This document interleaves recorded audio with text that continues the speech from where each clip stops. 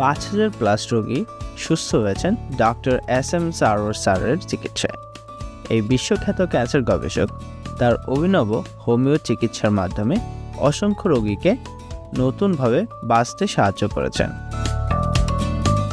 Stage 4 cancer থেকেও রোগীরা সম্পূর্ণ সুস্থ হয়েছেন, যাদের জন্য কোনো চিকিৎসার আশা ছিল না। ডক্টর সারোয়ার স্যারের হোমিও চিকিৎসায় আল্লাহর রহমতে আজ তারা নতুন জীবন ফিরে পেয়েছেন।